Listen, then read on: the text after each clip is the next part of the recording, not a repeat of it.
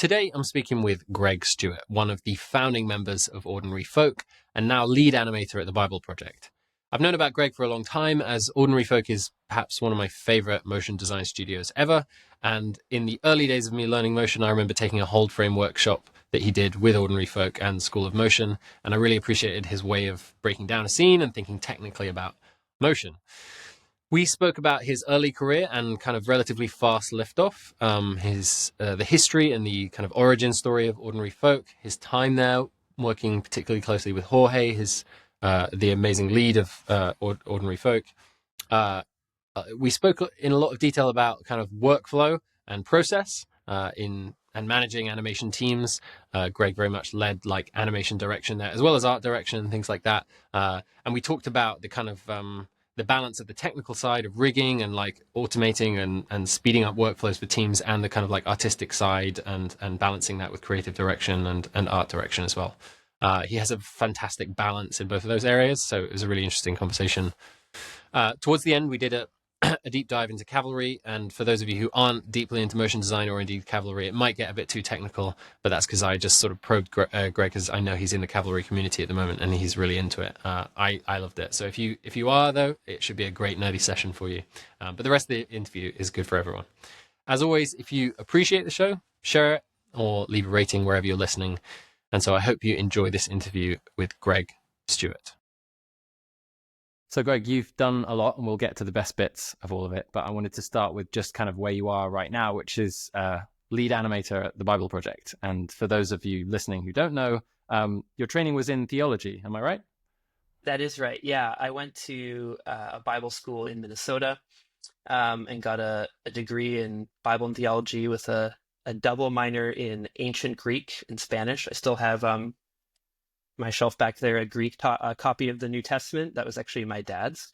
Yeah, and I think just towards the end of my time in school, sort of like the next logical step after getting a Bible degree would be to get like another one for a lot of people, and actually due in part to a lot of like my dad's advice, because he has many degrees.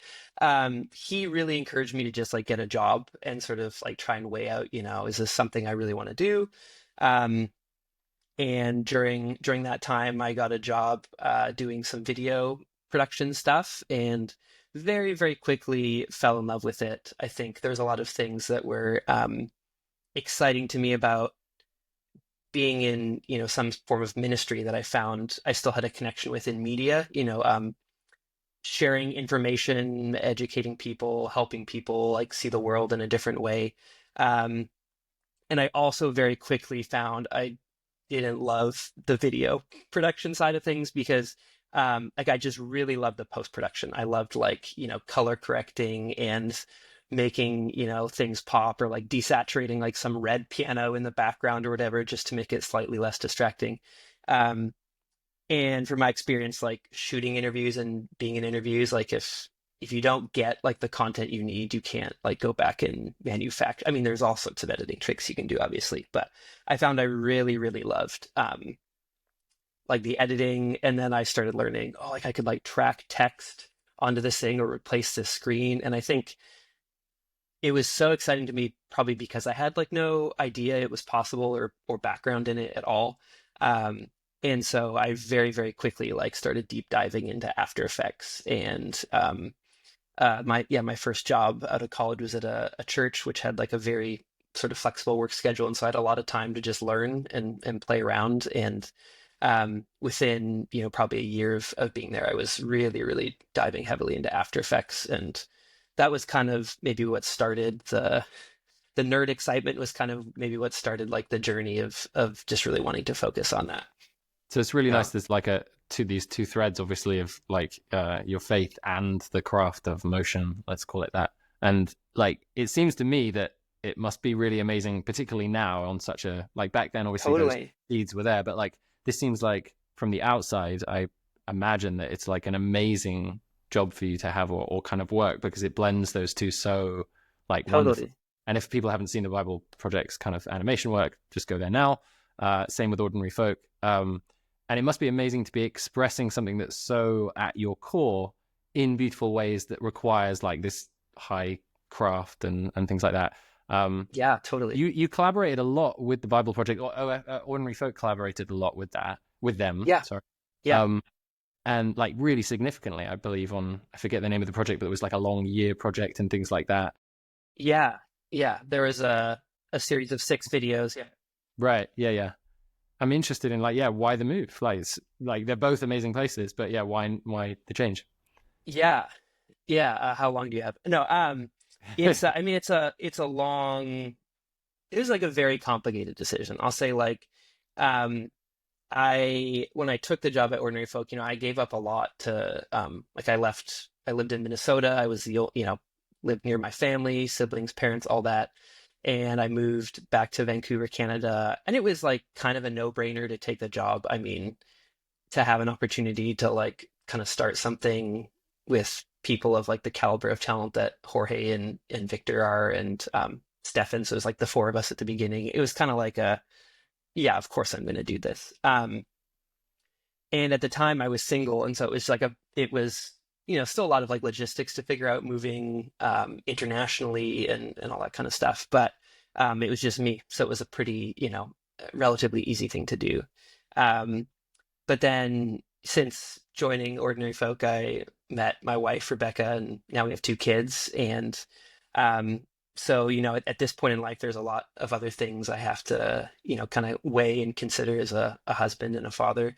Um, and so I think there was a number of things kind of bouncing around. Like Rebecca and I had been chatting for a little bit before the Bible Project opportunity came up. Um, about kind of our long-term plans, and like Vancouver, Canada is just like one of the most beautiful places to live, but also like very expensive. And yeah, we were kind of in a very like fortunate position to own a home, but we were sort of smushed into like 750 square feet with 2 kids and 2 large dogs. And uh, I guess we didn't have our second kid at the time that some of this all happened, but we knew the kid was coming. Um, and so that's it was a little bit cozy when we had family coming into town and stuff. It was always a little bit of a bummer to have to like send people to an Airbnb. But I think honestly, even more than that, and this is something I know like Jorge and I talked about a lot, and Jorge will like often bring up in his talks when he speaks at events, is like we're all gonna die someday, and it's sort of morbid, but like I know I don't know if I'd say like he instilled this in me, but I think he like really I think we this is something we connected on, but I think it was something that I really like was impacted by working so closely with him. It was just this idea of like, at the end of however long I have, if I have the time and the opportunity to reflect on all that I've done, I want to be like really, really proud of all the work that I did, and, the clients that I worked for, and sort of like the mark that I'm leaving. And it was like just bonkers to me to be at Ordinary Folk and to get to work, a couple times a year on stuff like Bible Project. um, Anytime I would tell people about what I did, that was always like the client that I would talk about, being like the most excited to work on. Because it's like, yeah, it's so cool to kind of have come full circle with like having a background and a lot of passion around faith and Christianity and the Bible, and having studied it, and then, sort of go on this like big animation deep dive, and then now to get to do, those things like kind of hand in hand is really awesome. So anytime I was at Ordinary Folk, like I wouldn't be like, oh yeah, we get to work for Google, or whatever tech company client. It was always like, yeah, we get to like do this like kind of awesome stuff with Bible Project. Um, and yeah, so when the opportunity came up, it was actually Jorge that forwarded it to me. I think more so with the idea of like, hey, if you can think of me, we can pass along.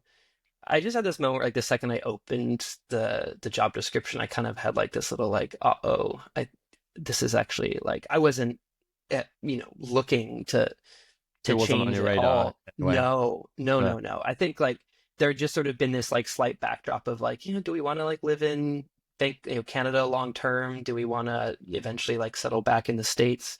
Moving, once you get used to having like free healthcare, it's very hard to think about moving back to America and having to sort of like make sure you go to the right hospital that's in network, and all these other sorts of things.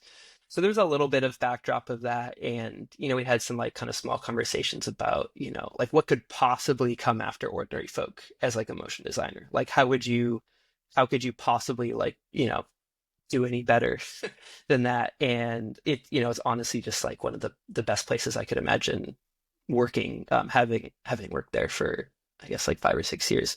Um, but yeah, just reading through the description and talking about it with my wife, it was like, the things I always talk about that I'm so excited to work on are Bible Project videos. And um, I should at least like investigate. And so I had to, it was very, very hard, like just emotional even to think about like um the potential of leaving Ordinary Folk. I mean, I moved there right before the pandemic hit. And so like there was I don't know if the word trauma bonding is appropriate, but like I went through the pandemic with like those guys. They were um like my bachelor party at my wedding, one of the only, because I got married in the pandemic, like one of the only non-family members who was at my wedding was Stefan, because his wife was our photographer. And so like there was a lot to think about. And obviously, it's yeah, just like an incredible place to work.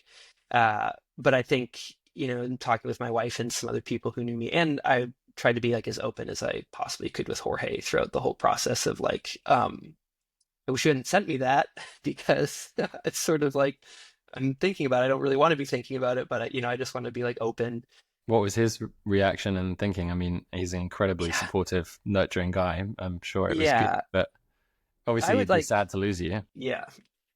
I've sometimes described Jorge as like uncomfortably kind. Like I think just with how he treats his employees and how he treated me, like at every turn, it was just like he was like kinder than I could have expected. And I think he was like, we'd way rather keep you, obviously, but like, I think, as I was talking through some of the family considerations of like, hey, part of the deal is that like Bible Project would help with like relocation, and I'm a dual citizen, the kids are dual, but my wife is Canadian, and so anyone who's been through an immigration process knows it's like very expensive, and so there's just like a number of things where I think I hope at least he could tell like how conflicted I was, but I was sort of trying to weigh kind of the things that I sort of felt passionate about and called to an extent. And one of those things obviously would be like caring for my family. And it's just like it's hard to even talk about because like in terms of having a family, like Ordinary Folk I think is probably like the best place you could possibly work in terms of like having a family life balance. And Jorge would always talk about how like keep the important things important. um he'd like go, leave a little bit early sometimes to go coach his kids soccer, just things like that. Like there's no mindset of like the work is, the most important thing. Um, but yeah, there's a number of things. But I would say one of the things was just like, I feel like I would, if I looked back on this like 10 years from now, I would regret not at least like taking the step of like talking, of talking with like connecting with them about the job. And then after doing that, it's like, well, I think I'd regret not at least like putting in an application. I'm sure they're getting tons of applicants. And after that, there's at every step, it was like, well, like I guess it sort of like makes sense to take the next one. And then it sort of came to a point where there was like an offer on the table, and my wife and I just sort of felt like, I think this like makes a lot of sense for our family. Um, Makes a lot of sense, for like our potential like long-term plans, and like it's something that's exciting. And even though I'm not on here as like a representative of like Bible Project or anything, I think it was just like really like even the process of getting like welcome onto the team was just like crazy. I had they knew we were like expecting our second kid when I applied, and he was born like almost a month early. So I was like an employee of Bible Project for 3 days, and then had to like jet back up to Canada for our second son's birth. And then I got like a very generous paternity leave after being there for like 3 days. And um, yeah, and they were just like very supportive through the whole transition and everything. So it felt like going from like one ridiculously amazing, incredible place to like another ridiculously amazing, incredible place. And there's definitely a lot of like, honestly, just like identity stuff to sort through of like, gosh, like who am I now that I, don't work at Ordinary Folk, or like if I go to a conference, there is always something kind of cool about, oh yeah, that's where I work, and people like, oh, like I saw this thing you animated, and I don't know if I'm gonna. I think there's a ton of like respect for Bible Project, as there should be. Like it's an incredibly talented team, um, but I think there's maybe a little bit less like familiarity with them than there would be like with Ordinary Folk or something sort of in the industry. So, um, but yeah, it was a really really hard decision. I like shed a lot a lot of tears, and it was really really hard to leave. But I think it was a good decision for me, and it was a good decision for the family, and it's been great. So definitely there's a lot I miss about being there for sure. Just like the most incredible people, and um, but I also work with a lot of incredible people now. So hopefully I don't get pandemic trauma bonded with. I just don't want to go through another pandemic. But yeah, I just feel like incredibly fortunate to be working where I'm working, and to have like gotten the opportunities I've had to work where I've worked. Yeah. Sounds like an extraordinary move. And like, yeah, as an outsider, obviously, well done for making that shift, because it's like, it's a huge, huge change. But I guess it's like, as someone who's at a similar stage with their kids, like it is a sort of phase in your life where you make kind of ridiculous but very important decisions that Yeah, kind of would really surprise your childhood self, or at least younger self. But yeah, definitely. That's a good way of putting it. um, yeah, so of course I'm going to ask about Ordinary Folk. I just wanted to stay with Bible Project and dig into a little bit of something that you said about something that excites you about it so much. Obviously, we Mhm. talked about the practical side of it, all of the reasons that you mentioned about that were more about life, but just talking about like, I guess there's the core motivation of like teaching about the Bible, but like maybe you could unpack what's so exciting and what was so exciting about working on those projects. Is it just that you're spreading a message that's really important to you, or are there other aspects of the team, the way they work, the Yeah, craft yeah, yeah. style, the technology? Yeah, that's a good question. I mean, I think, yeah, there is the message for sure. I think one of the cool things is that on the team that I work on, it's like very diverse from like a faith background as well, and not, everyone on the studio team um is like a Christian. And I think there's a lot that about the Bible that people can rally around, and get behind, whether they sort of depending on like what they believe in it. But I think, especially with like some of my early work being sort of in, uh, church videos and things, there's like this very, hopefully it's changed in the last 10 or 15 years, but I think like it's very common for like Christian art or like faith-based art to be sort of like cheap kind of knockoffs of like, really well done art. And I think one of the things I appreciate about Bible Project, even like as an outsider, I think the first project I worked on with them, sort of as a freelancer with Jorge and Victor, was in 2018.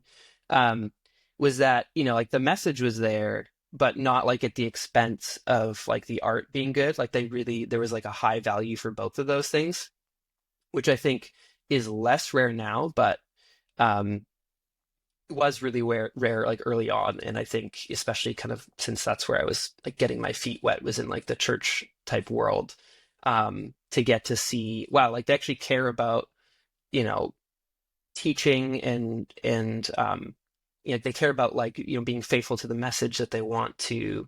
And again, this is all sort of like me saying this as an outsider at the time. Like there's a high level of care for the message, and also like a high level of care for the art itself. And I think that was something that was really exciting. Was like it's not just like a cheap explainer video trying to unpack something, but like the part of the teaching is that like the art should be beautiful.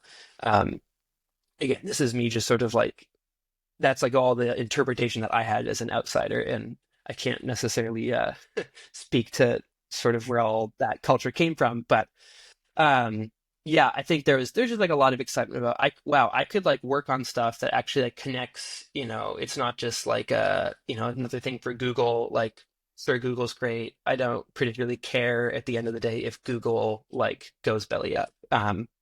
maybe it would be harder to search for things, but like, I don't have like a personal connection with Google or, insert whatever like tech company there.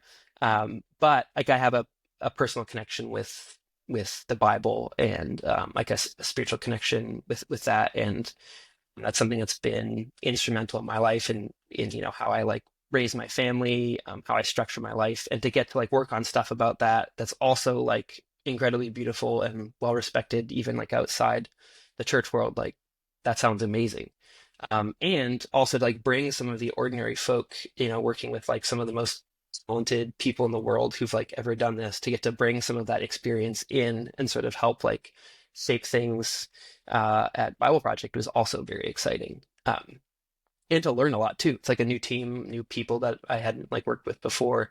Um, I guess, except in my capacity at Ordinary Folk. So there's like a lot I was excited to bring to the table and a lot I am excited to learn as well.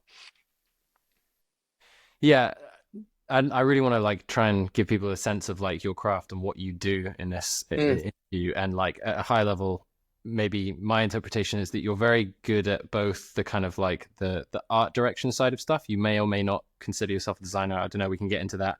And you're very and the creative direction side of stuff, but you're also highly technical and like very nerdy as well, if you don't mind me saying. Just like me, just getting really into the yeah. kind of like the rigging, the like how does this work? What's the workflow? Like the and there's kind of like two brains in a motion designer often, and you seem like really well balanced in that realm. Has that always been the case? If you go like right back to the beginning, like your career compared to lots kind of skyrocketed quite quickly, I would say from an outside point of view. Um, Yeah. I'd love to know, like, when you look back on those early days, were those two sides of the brain as equally active? Was it more one or the other? And how did you approach building your craft back then? Because it seems like that grew quite quickly. It things definitely took off quickly and unexpectedly. um it's interesting because like I grew up in like a very creative family. I grew up playing a little bit of piano, some violin, I had a couple guitars back there that I really enjoy playing. All my sisters played things. Um, I was actually thinking about this the other day when I was in middle school. My older sister and I had a Latin tutor. My dad worked at a seminary at the time, and we had a seminary student teaching us Latin. Um, and he made some comment to mom about how like you can approach translation either like a math problem, I think, where you're sort of like being very technical, or like sort of transposing a piece of music. And you have one of your children here does the music approach, and one of them does like the math approach. And my older sister was the music one. So and I think, like growing up, I enjoyed like drawing and stuff, but my sisters are all frankly way more talented than me in that. Um, and or maybe practiced. I don't know. I feel like from what I've heard, drawing is more a matter of just practicing than being able to be really good at it for no reason whatsoever. But I always just really enjoyed like Legos and taking things apart and sort of, I would build a thing and then I'd take it apart and then I'd build something else. Or I really, really enjoyed math and like, yeah, just I think I loved like calculus and all this sorts of stuff where there's sort of like understanding how the world works and, how to calculate areas under curves or whatever, that sort of stuff. And so I think like I now understand that there is actually a lot of like art to being technical and understanding how to apply technical things like in an artistic like context is like a form of art. But I think up until a few years ago, I just would have said, I don't know, like I don't really know how I ended up here. I'm just like kind of a nerd who liked, within like a month of getting into After Effects, I was doing stuff with just expressions because it was so fun to like, oh, I could like write this thing here and then, bring in this audio and then it'll drive like 100 other things. Like this is like mind-blowingly cool. Um, so yeah, I think like it's always been like I've just loved like the technical side of things. And I think more had to learn like how do I apply this in an art context. Because sometimes like it's very fun to rig something, but it might be completely unnecessary to rig. And just because you can rig something or do the math to do something, like especially in After Effects, it's like, well, I could also just do this in a tenth of the time in Cavalry or a 3D package, like Blender or whatever. I remember hearing somewhere you saying something like, I sometimes when you were at Ordinary Folk, I sometimes go to Jorge or Victor and say, should I rig this? I want to. Should I? Yeah. And I think it's there's like a number of things you have to consider when running that quick. I mean, like for something where you're doing like a series of 6 videos, and so like as an example there, I wrote a script actually in After Effects that would wiggle the points of a path at different like posterized frame rates, and then it was something like we just like put on everything because it added a lot of like subtle motion to things. So like for there, over the course of a year-long project, taking a day or a day to write a little script was a way of like adding a level of detail and value to the whole project that boiled into like a K-bar button where someone could just select a path, press a button, it would apply the expression, and whatnot. So like in a context like that, it makes a ton of sense. But when you're spending like 3 days to rig something that you could animate by hand in half a day or something, then the payoff of like the satisfaction of I finished the math problem doesn't necessarily outweigh the benefit of just like getting it done sooner. Um, yeah. So, anyways, yeah, I think that like the technical side was always like what was exciting to me, I think. And I think for my first couple years in like working at a church, and then I worked at a like a creative consultancy studio, did like branding, like storytelling, which was very helpful as well. Like for me coming from like I love telling this story, but like one of my first couple days on that job, I was doing some kind of like animation over like New York City, and I like thought I'd done this like really cool thing, and then my boss was like why is like the dot floating in the East River? And I was like, I can't believe like that's what you're looking at. Like, did you see how it moved? And I mean, like the thing that just like got instilled in me, there's like it's not just you can't just like make cool stuff. It has to have like a meaning to it. It has to like tell a story and whatnot. And yeah, it sort of like why am I in the East River sort of became a running joke there. But that still sticks with me. It's like not just I don't want to just like make something that's like cool. It has to like have a purpose to it.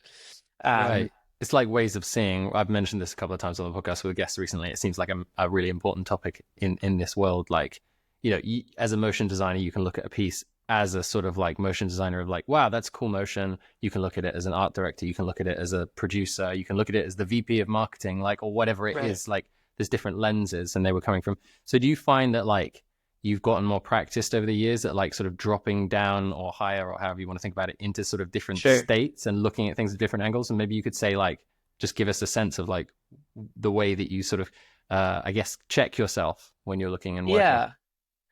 Yeah. I mean, I think that like this maybe blends into like the art direction side of things a little bit, but just um, I mean, something I think that was like a very strong at Ordinary Folk was like conceptual thinking. And so, for every motion design piece, there's sort of this like world building that you do where, for take like the Webflow piece or something, for example, we have like, oh, like this world with like code and it feels like rigid and it's a little darker and there's lots of like little things. And we have this like no code world that's very open and free flowing. And so like you're building a world, and part of that is understanding like how do things like move in this world. So it's like not enough to just necessarily look at like shot A from code world and shot B from no code world and be like, yeah, like those, like that, the animation looks great. There's also like well, like we actually want it to feel like very rigid here. So even if like the easing curves are like perfect, if it doesn't actually like fit in with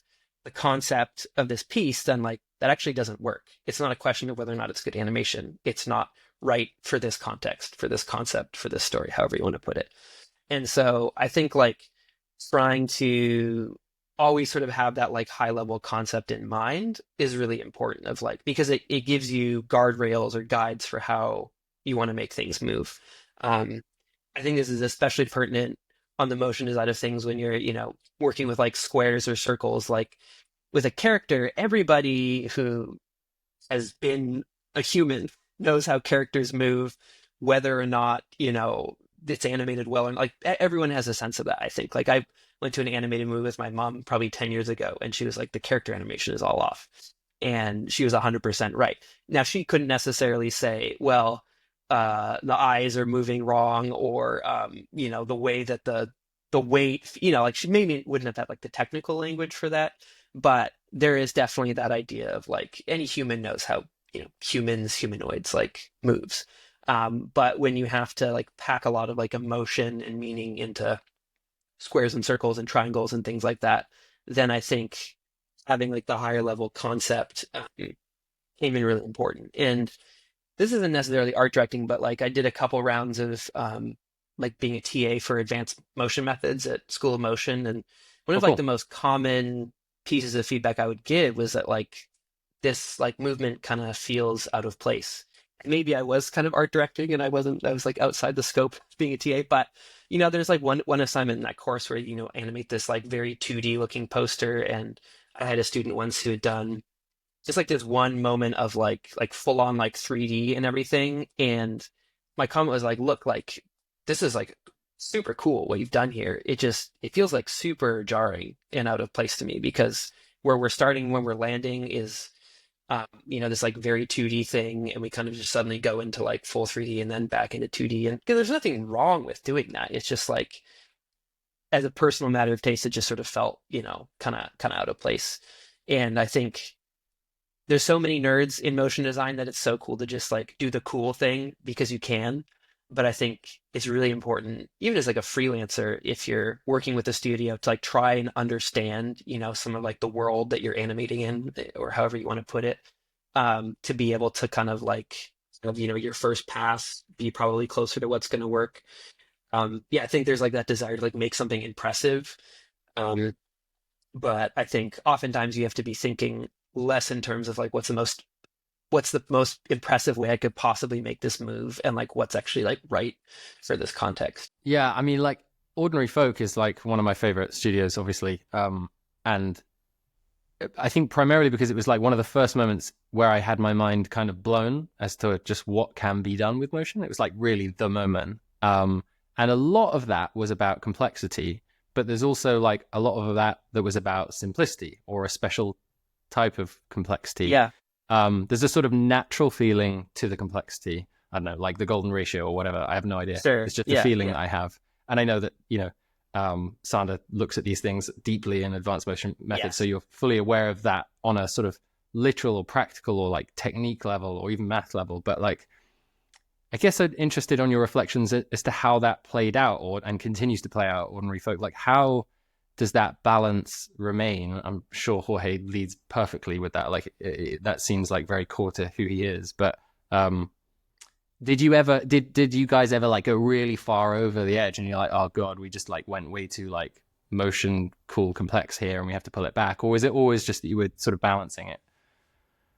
Yeah. I mean, I think it would be different depending on like the project and even like the makeup of the team. I will say like we wouldn't go as far as like making a golden ratio timeline or whatever and just deciding Sure. like the cuts are going to be, I don't have the words to whatever. describe what I'm feeling here, Yeah. so I'm just drawing on But, anything I close to it. think even yeah, again, this is like I think goes a little bit back to like do you take like a very technical like gritting out your timeline approach or like an instinct, and I think there's like uh yeah, this is how do I articulate this? But like So it's like primarily instinct. Not to cut you off, I'm just yeah, sort of like, but no, I think that like when you look at a flower you can it's beautiful without overlaying a golden ratio spiral on top of it. And so I think there is like a certain level of people love putting golden ratio spirals on things, and I don't know I how saw much a of it great is video the like other day actually from Hannah Fry, Professor Hannah Fry in the UK, and she was like up at the Parthenon, I think it was, or something like that. sure. And she was like, everyone always says there's a golden ratio here, here, here, here, and then she like totally debunked it. It was really interesting. Like, and I think Yeah. we tend to do that. Sorry. Yeah, and I think that there are maybe, like I don't want to say rules, maybe I'll say guidelines to like, things that are beautiful and like ratios that make things beautiful. But I think, sometimes like the instincts that people have and the rules or guidelines like they overlap, but it's not always exactly the same. And I think that's kind of like one of the interesting things about art. Um, yeah, I mean, I don't know that there was like a super like hard and fast method at Ordinary Folk for like approaching simplicity versus complexity, but I think that like just something that was always funny was like some of the things that you expect to be really simple are really complicated to pull off. And some of the things that you expect to be really complicated like don't end up being that complicated. Like Mm. one of the shots I animated at Ordinary Folk was in the School of Motion manifesto piece, where there's like this handwriting that came in, and then it collapsed into a line and like twisted in 3D into it. Was there a And hold keyframe on that? Did you do that? Or on was that ever taught? Or am I imagining that I've watched a class on that somewhere? there was a hold frame on it. Yeah. Right. Okay. Cool. Hold I'm keyframe, sure I hold did frame. Sorry. a rotten job trying to explain. I was like looking at it after like a couple years, and like Jorge had done like a mock up of it, very quickly. That um, it was just like the whole thing scaling down. It wasn't necessarily like staggered and then it twists or whatever. And I don't remember how long it took me, but it was like I knew it would be like a little bit complicated, but because there was already sort of like a little bit of a file to work off, like I thought it would just, I thought it wouldn't take like weeks or whatever. But there's just like so many things about getting the line weight and enough like subdivisions. And then, I think a struggle coming from like 2D into 3D is like I'm so used to hand doing things that like sometimes like I put a spring deformer thing or, whatever on a Vector, maybe, I don't know. Clearly I'm not like a 3D guy. There's just like the feel of it feels like too like it was like mathematically done and not like, doesn't have like the character to it. And so um yeah, and then like there was like a tunnel after that like I thought was going to be really complicated, and that's where like math actually came in handy, and it wasn't so bad.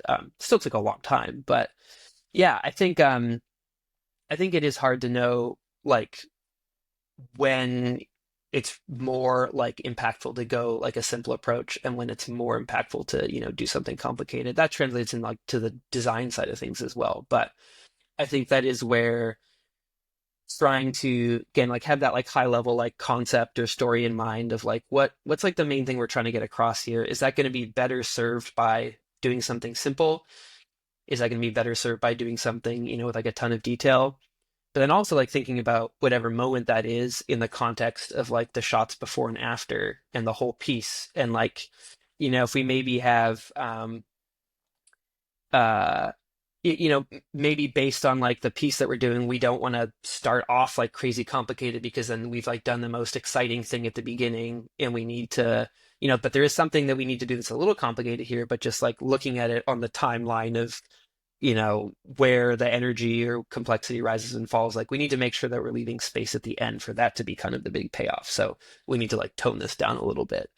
Um, I love that and about then, yeah, motion and music as like paradigms that we're all, of course, in linear time and we can't escape it ever. We're all going to die someday, as you said. But yes, there's this sort of like, as an art form, there's this sort of like godlike sort of ability or imaginary ability to be able to sort of step into an area of time, step out of it, look over a bigger area, come back, speed that up, see the flow of totally, it all, and then go back in and experience it sort of through totally. time. I find that just like so magical and amazing about both of them. Yeah. Yeah. It is like you are kind of like building a world and a story, within this world. And it's super cool just like thinking through, well, in this world, like how do circles move here? How is that different from like a Google circle or, whatever, where it's maybe cutesy and elegant or whatever. But like, yeah, I don't know. It's very, very fun, but sometimes it can be hard to sort of go translate from like the high level into like, okay, well, what do the animation like curves look like? Or, Yeah. um, why does like that feel good and that doesn't feel good? I don't, can't necessarily put like a finger on it yet, but like, let's kind of explore this more or that. Like, I don't, sometimes there's just not like technical language for some of those things, but This is reminding me of something that Maria Cruz and I talked about, which is like between the style frames and the sort of right. the role of a motion designer, even before you start animating, to think about like like how do you get from A to B and this bit to this Yeah. bit. And what we're kind of talking about here is like the work that's done before you touch the mouse or however you're doing it, or the stylus. Almost like a chess player, right? Like at points you're thinking ahead, like a number of things like, well, I could spend 2 days doing that, but like, should I, to put it really crudely, I guess, like, do you ever find yourself sitting on the sofa or in a chair and just being like, and like working, or is it more that it's through conversation or like drawing on paper or like doing a rough sketch in After Effects? Yeah. Yeah. I mean, I have increasingly become a fan of like, I guess you could call it previs, but blocking with like the lowest amount of detail possible. Again, this is like as someone who finds the detail very exciting. Like you give me a complicated frame, the first thing I want to do is like the grass or whatever it is. Like because there's just something so cool about like making something that like every time people go back and watch, there's like a new detail for them to, take in. But those things are often like not kind of carrying the weight of like communicating what the scene or the shot needs to communicate. Um, and so, yeah, I think even so, I've been working with like I think she's doing a master's at a school in New York, but I'm helping like someone with their thesis project. And something I've encouraged her to do is like just in your design, roughly draw, like the hills or whatever with, if you're like blocking in a camera move, like draw them with shape layers and After Effects, spread them out in 3D and see if you can like block in these three shots with like two or three shapes in each shot. And like the flower, we'll figure out the flower later or the birds, like, because you also might find once you've got the camera move, like the bird is only going to be in frame for like half a second or whatever. And if you started with that detail, you might have spent a day or two, 2 days or whatever. I've done that like so many times. Like, oh, I did this like really cool thing, and then I like get to the the camera move or whatever, kind of like getting things kind of tied together, and then all of a sudden it's like, oh, this this thing I spent a amount of time with like gets cut off after half a second, and there's like 2 days down the drain or whatever. Um, so yeah, I think I've found that trying to like this is something I've talked about with one of my new coworkers at Bible Project, is like working in progressive levels of detail. Like I'm old enough to remember when you were like loading an image, you'd see it kind of blurry, and then it would get more I'm and not. more in I don't focus. remember that at all. Yeah, yeah. Back when like 36 kilobits a second was blazing fast internet. Um, so I think that's like an approach I try to take a lot. And I'm not sure if this is actually answering your original question at this point, but The more we forget what question we're on, the better the interview is. So that's good. yeah, but I think that is like a way that I try to work a lot, and it helps protect against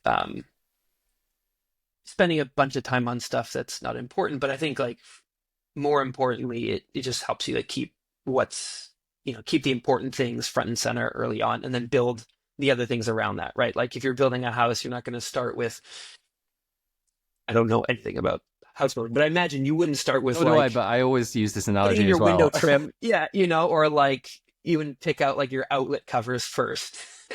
And so you, I would imagine, need some sort of concrete foundation that you would put everything else on. And so I think like just trying to identify with every shot, like what are the concrete pieces here?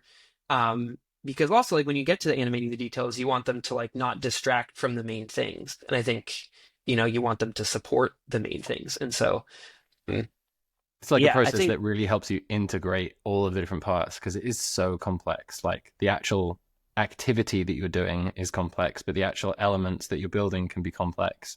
And then there's this totally. whole thing about storytelling, which is so easy to forget about and mess up, and which I'd love to ask you about later. Yeah, yeah, But I just want to like make sure that we don't leave something earlier on about craft and stuff like that. And again, that kind of really fast liftoff that you had, that's kind of unusual. sure. And this aspect, when I look at different people's careers, has always fascinated me about like what people remember doing, if they remember anything, or not doing in those early stages that kind of led that to, because Yeah, there's often a lot of wisdom in there, even if they can't remember or articulate sure. it. Like that, because so many people, I think it's like the 80-20 principle. There's so many things Yes. you can do in the beginning, and there's so many ways you can go about things, and you can't move as fast as you did or get to where you did without kind of like having some intuitive sense of like, oh, I'm not going to do that. I'm going to do this like this. I'm going to ship that quicker. So I'd love to know your reflections on kind of like what you were doing in terms of like what you were Sure. making, who you were connecting with, and also like how you were developing your craft. You weren't just like studying expressions all day long, even though you did do No. that bit. Like it was Yeah, like, or you weren't buying all the plugins and buying all of that, working on right. how to use, Newton or whatever. But yeah, I'd love to know your reflections on that. Yeah.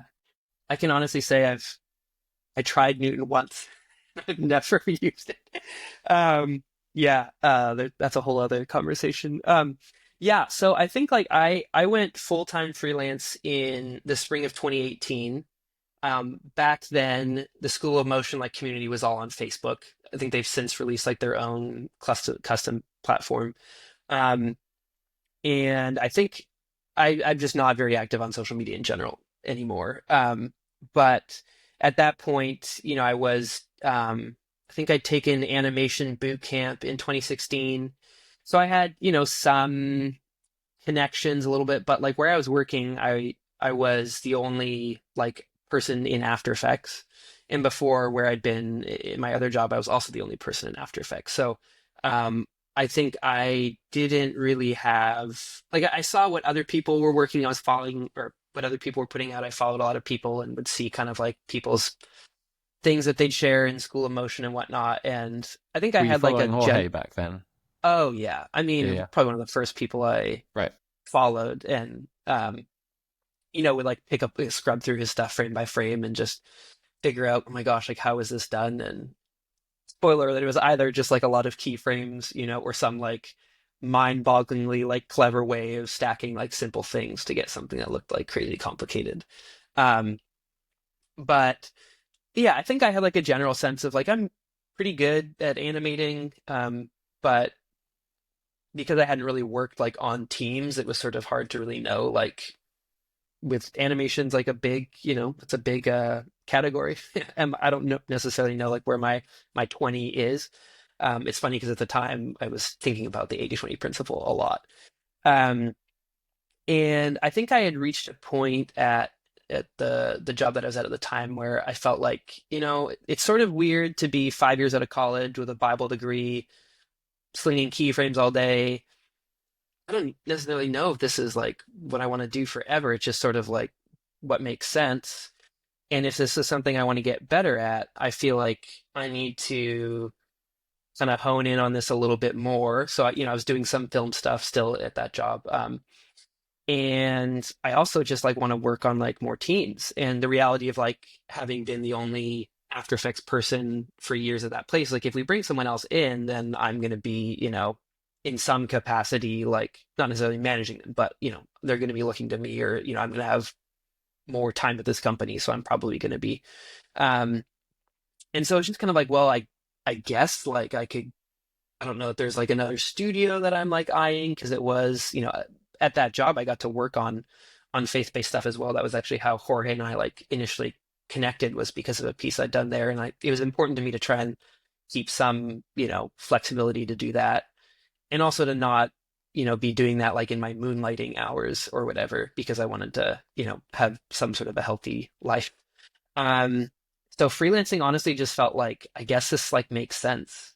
Um, and at the time I was in a fortunate position of like having uh invested in a house with a friend, and so we were living in the basement and renting out some of the upstairs rooms. Like I didn't wasn't paying rent, and my dad went like he worked at the school that I went to for college, so I didn't have student loans at that point either. And so it was like, if there's ever a time in life, I'm single and I don't have rent or student debt, so like this is kind of the time to try it out.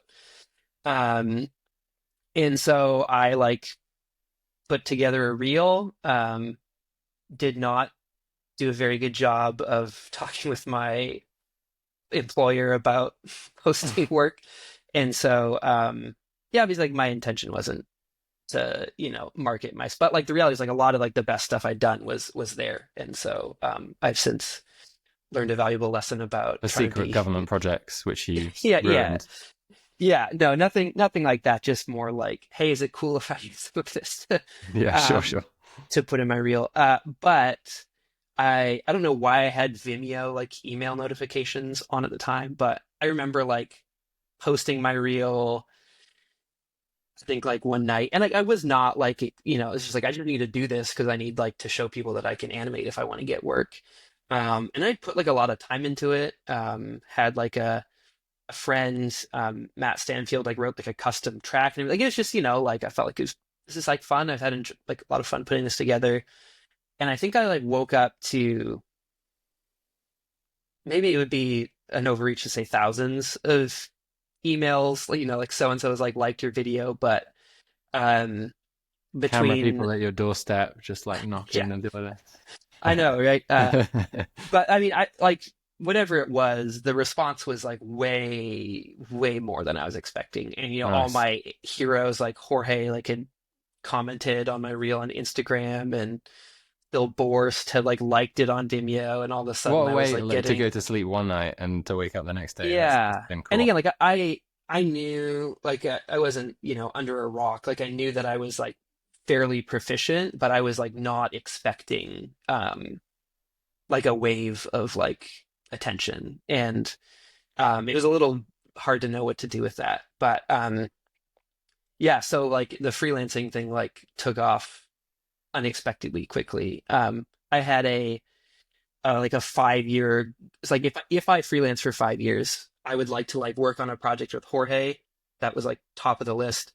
Uh, I'd love to work on like a Google thing, which is an easy goal to have when you haven't worked on something with like a big tech company. Uh, I wanted to do like an Oddfellows thing. Like yeah, it was like Jorge, Oddfellows, Giant Ant, Google. I don't know why Buck wasn't on the list. Probably because it was like I was more excited about working with like smaller studios. Um, but all those things happened like within 6 months of going freelance. And again, like I didn't think Oddfellows like reached out to me. I don't know how they got my name. It's a small world, but I had like gone back to Vancouver for a family reunion and like just reached out to get coffee with Jorge and Jay from Giant Ant purely so I could like write the trip off as a business expense. And both those like led to projects as well. So like it was I kind of want to like be sensitive of like that was like anyone who does like or was doing what I was doing at the time, like those were like the studios you wanted to work with. And so like it was incredible to have like all those things happen so quickly.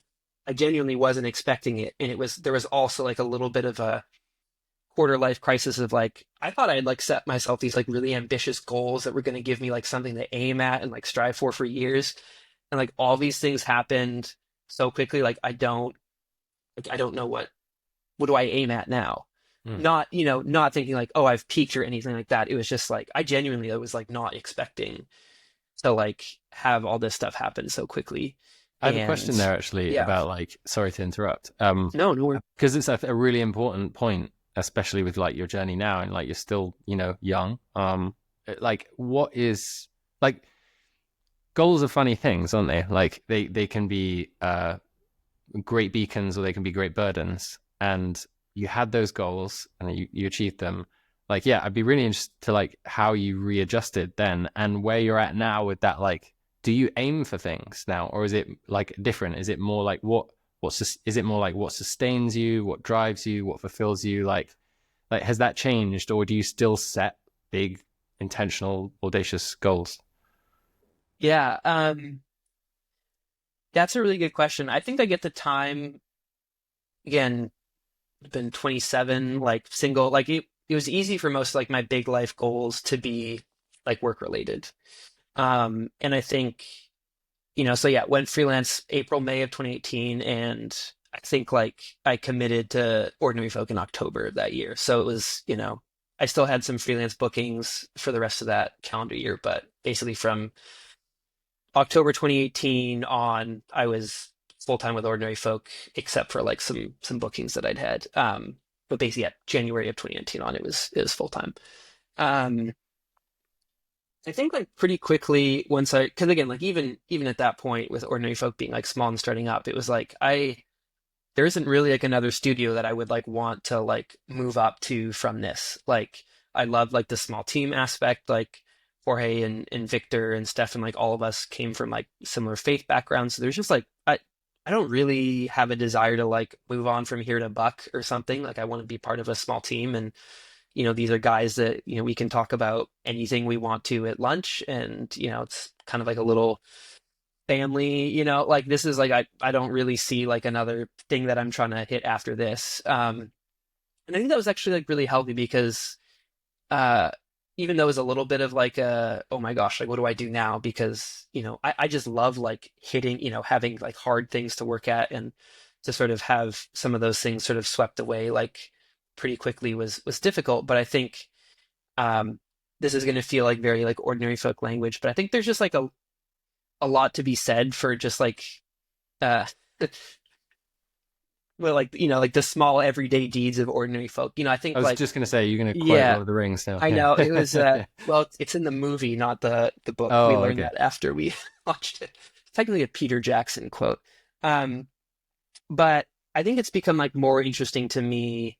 I'm like dabbling in Blender and I'm still like deep into Cavalry and some other things like that. But like, I think now the goals, now in this stage of life, it's more like my goals are related to being a husband and a dad and a church member and things like that.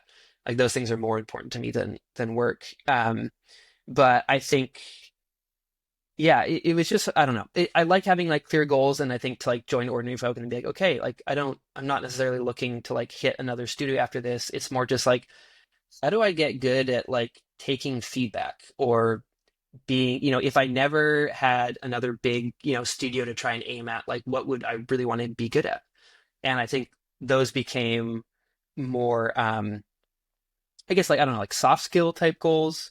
There was still like, oh, I'd love to learn how to do like this in After Effects or whatever. But I think like more of the goals just became like, okay, if I have, sort of like all the big lofty things that would keep me working hard for 10 years to try and hit, if those are kind of like off the table, what what would I want to get good at? And I think because of like the type of people I was working with, it was like I just want to be like I want to be a good person to work with. I want to take feedback well, I want to give good feedback. I want to, at that point I was still single, so I'm looking at Victor and Jorge and Stefan as like married guys and, some of them with kids. Like I want to be taking notes on how they're living their life and how they're, spending time prioritizing their wives and their kids if that ever happens to me, and it did very quickly as well. That was another yeah, my wife and Similar I met approach. You like did a show reel, you right, put it yeah. out on Vimeo. They all came. Yeah, Yeah. yeah, it got me married too. No, we met at the beginning, like just before the pandemic, and then got married 6 months later. But Nice. yeah, I think my goal like shifted. I think it's still good to have specific things that you're aiming for, because I think it's helpful to build up like a sense of progress and um, to like build momentum. And I think it's good to, I don't want to say like stay sharp, but like I just like learning things, so it's fun for me to have goals. Yeah, but I think like at this point in life, like my what I think of like that's going to keep me going for 5 years is not like, oh, I want to land a job with Google or I want to land a job at Oddfellows. And to that like point, I'm very grateful that all those goals, happened so quickly. Again, even though it wasn't what I was expecting, and obviously like it. I'm just very aware like those are like things that a lot of people would probably still call big goals. And so I'm not trying to be this like, oh yeah, now what do I do? I've already done everything there is to do. Like, it wasn't so much that. It was just like, okay, maybe I need to have, some other goals that are not necessarily just like work related. So yeah. So I'd love to dive now into a little bit of the questions that I have about ordinary folk. And I must remember later we have some questions from the Cavalry community as well Oh, about it as sure. well. I'll double check that we've covered them. But yeah, I guess I don't really have a good way of saying this or asking this, but like I'm interested into why you and Jorge clicked so much. Like he was starting a studio. Like you're obviously Hmm. both incredibly talented. He could have picked loads of different people. You were less established than he was then, and you met like, and clearly it's been an amazingly great relationship. Is there any thoughts that you have on that? Like why that worked, why he chose you and Victor? Yeah. I'm not sure I know. No, I mean, I like guess I'll maybe say a less, more humble way you could answer the question is like, why did the team work so well? yeah, yeah, yeah. No, I mean, I think there's a number of things. I'll say too, like the way that Jorge and I connected was like he reached out to me, not as like to hey come work for me. It was like I had one of the reasons I was familiar with his work was that he, other than that, he was just like ridiculously good. He had done some work with a pastor named Tim Keller in New York City, who I looked up to a lot, and the company that I was at the time also did some work for him. So I think, or for Tim Keller. So Jorge had seen something I did, and he like messaged me on Vimeo one day. I was like, "Hey, like great job on that, piece. Like, would love to like work with you guys someday."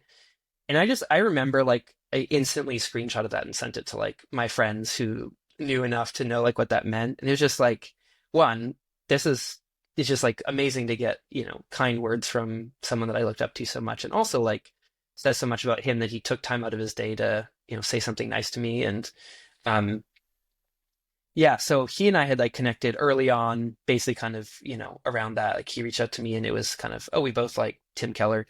Um, and we didn't like chat much like outside of that. I think when I like released my reel, he had commented on that and a couple other things that I posted. But yeah, essentially I was going to Vancouver for a family reunion and knew Jorge lived there and wanted to write off the trip and asked if he wanted to get coffee.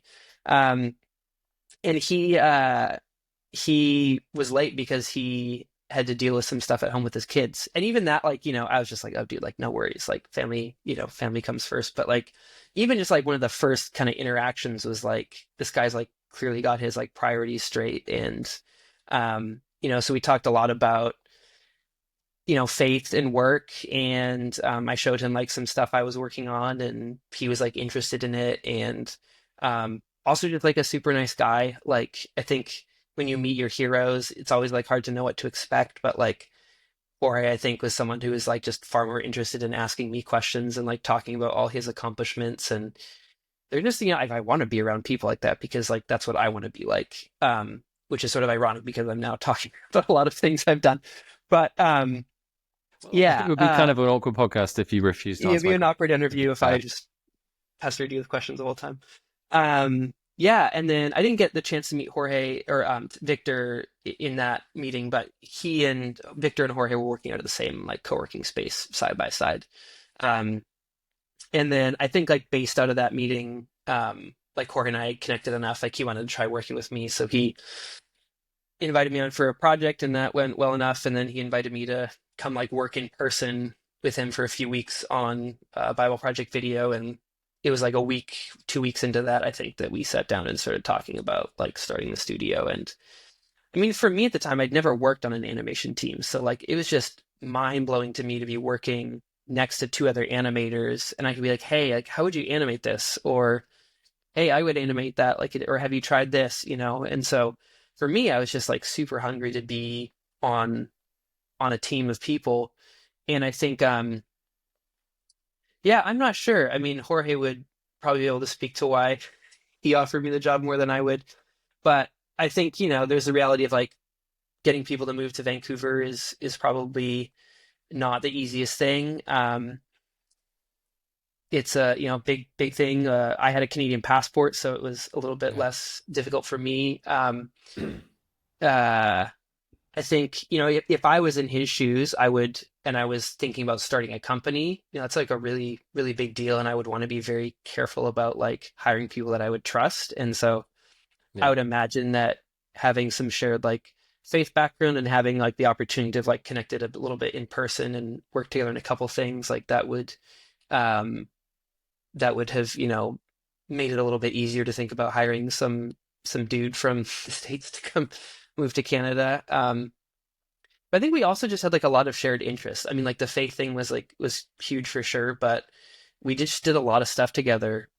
We play a lot of Mario Kart and Rocket League and like music, all of us, like Jorge, I don't know if he plays an instrument.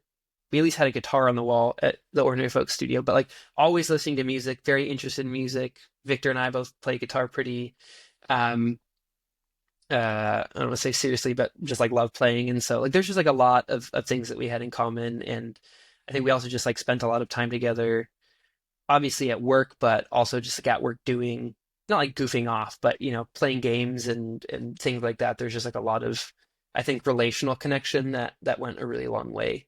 Um, but I think, I'll speak to them more than me. Like they're both just like incredible people, and is never like awkward to make a suggestion about feedback. And obviously sometimes there's like differences of opinions or whatever, but like um Jorge would sometimes like ask, what do you guys think about this? And again, like at that point in my life, it was like, oh my gosh, like the person I've like looked up to for so long is like asking what I think about something. This is like crazy. But um yeah, I think they're just like really good guys and incredibly talented, but like more than that, like humble and kind. And um, yeah, I think that just goes a long way in a team dynamic is like people, not having huge egos and being willing to like accept feedback and also being willing to like give feedback and not sort of being like fake humble or like, fake nice, but actually saying what they think. And um, yeah, Jorge was just always really good about treating us well. And, like,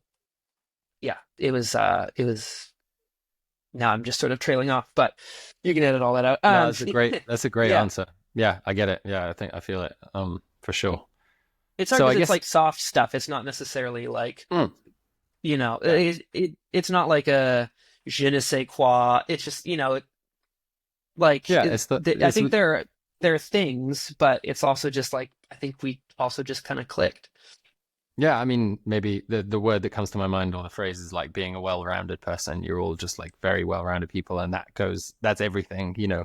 Um, um, yeah. So I guess a shortcut question, even though I have lots more questions, maybe we'll get to them, about your time at Ordinary Folk would be to say, like, how long was it? 6 years? Yeah, basically. Yeah, I mean, Ordinary Folk launched in officially in February of 2019. The Slack channel existed at least a year before then, but Is that not the official launch?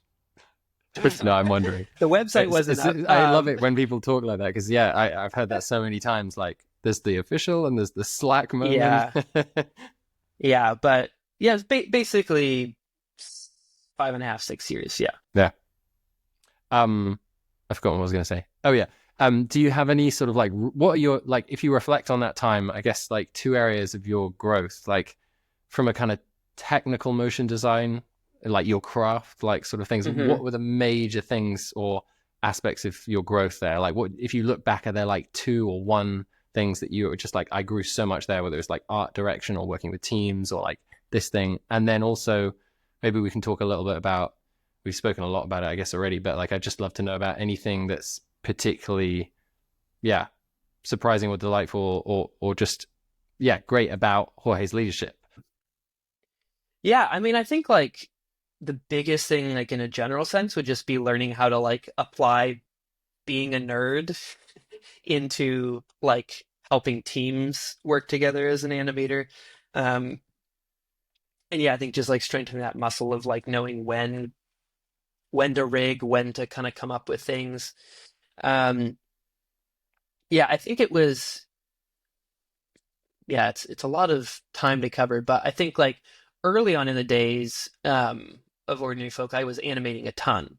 And helping with some feedback and like my role there was like my title was always like art director and animator. But I think as time went on, the business grew.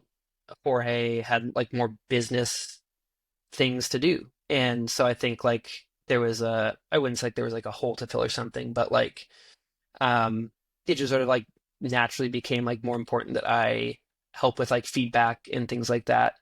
Um and yeah, I think like the really rewarding thing was like not just coming up with like, oh, like I made this like cool rig or this like script, but like made this rig or this script that like everyone's going to be able to use and it's gonna um not it's not necessarily just about getting the project done faster, but it's like this means that, if it saves everyone like half an hour a day, that's like half an hour more they can like work on the keyframes or the stuff that like people are um excited to work on.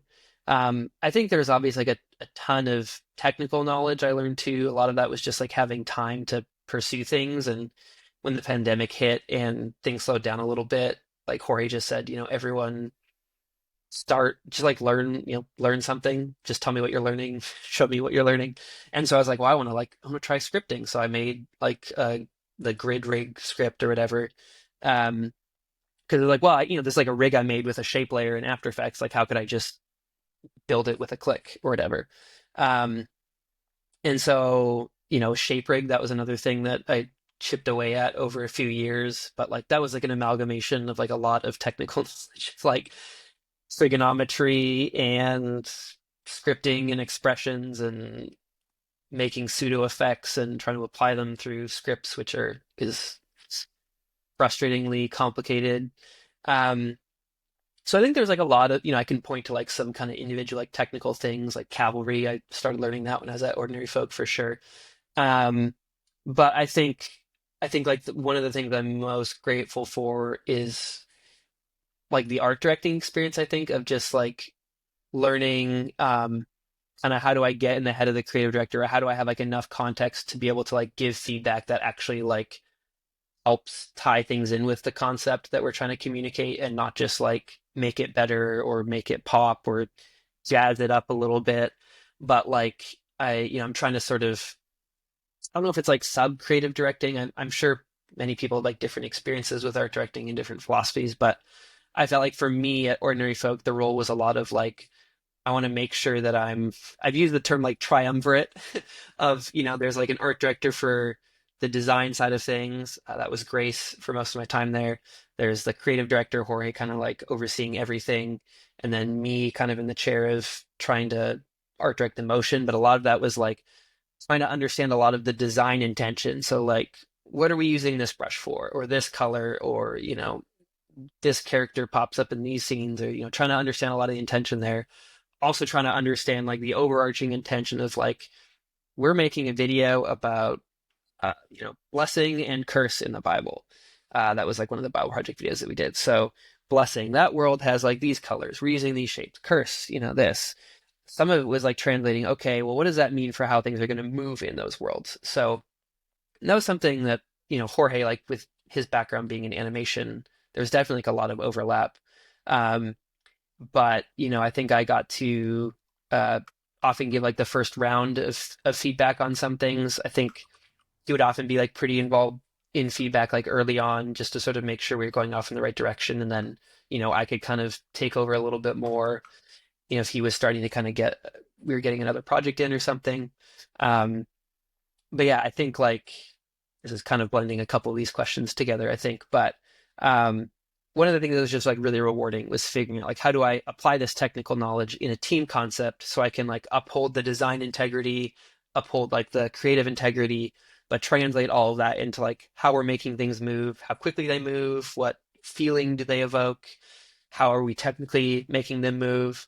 Is there like kind of playing that game of like same but different, but like looking at all the designs, okay, like I see we've got grass in half these shots. We should have like a way of animating grass. Or I see that there's like uh I don't know, things like that. We're sort of spotting things that are like conceptually important, ideally, um, that are like a storyline or like a consistent thing, that a visual device that we're seeing, and then try to figure out how those move.